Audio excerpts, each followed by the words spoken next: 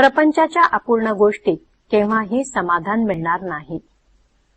सर्व अनुभवात आत्मप्रचिती ही खरी. दुसऱ्याने पुष्कळ अनुभव सांगितले, परंतु स्वतःला येईल तो अनुभव हाच खरा महत्वाचा. आत्मप्रचितीने जागरूकता येईल, भाव वाढेल, साधनाला जोर येईल आणि भगवत प्राप्ती लवकर होईल. संतांनी पुष्कळ गोष्टी आजवर आपल्याला सांगितल्या, परंतु त्यांना देव जसा हवासा वाटला तसा आपल्याला वाटतो का? प्रपंच करीत असताना भगवंताची आपल्याला आवश्यकता वाटते का?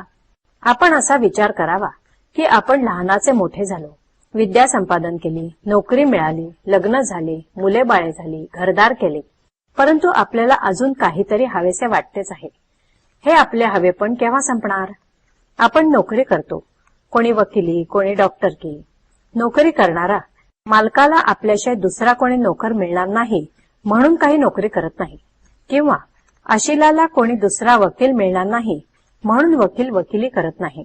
म्हणजेच नोकरीवाला काय, डॉक्टर काय, वकील काय, कोणीही आपापले कर्म केवळ त्या कर्मासाठीच करीत नाही, तर त्यातून आपल्याला सुख मिळेल या ईर्षेने तो करीत असतो. परंतु आपण पाहतोच की सर्व काही केले, आयुष्यही संपले, तरी काहीतरी करण्याचे राहूनच जाते, त्याला पूर्णता येत नाही. एखादी गोष्ट आपल्याला मिळाली की आता ह्यापुढे काही करायचे उरले नाही असे काही वाटत नाही. आता काही एक नको आहे, जेवढे आहे त्यात समाधान आहे असं कधी वाटतं का? पुढे कसे होईल, हे सर्व टिकेल का, यात आणखी भर कशी पडेल याची विवंचना कायमच. एखाद्याचे लग्न ठरले, ते झाले की आता प्रपंचाची काळजी मिटली असं वाटतं का?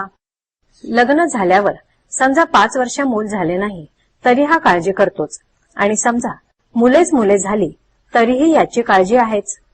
तेव्हा या प्रपंचाच्या गोष्टी अपूर्ण आहेत, त्यातून समाधान लाभेल हे कसे शक्य आहे? या गोष्टी एकातून एक निर्माण होणाऱ्या आहेत. ज्या ज्या म्हणून सुखाच्या गोष्टी मानल्या त्या सर्व जरी एकत्र केल्या तरी त्यातून समाधान निर्माण होणार नाही. ज्या गोष्टी अपूर्णच आहेत त्यातून पूर्ण स्वरूप असलेले समाधान कसे लाभेल? समजा एका वेड्याच्या इस्पितळात 200 वेडे आहेत.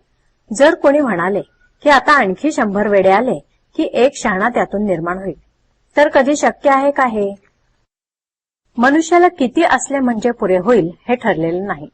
आहे त्या परिस्थितीमध्ये आपण समाधान मानले की जे आहे ते पुरेल.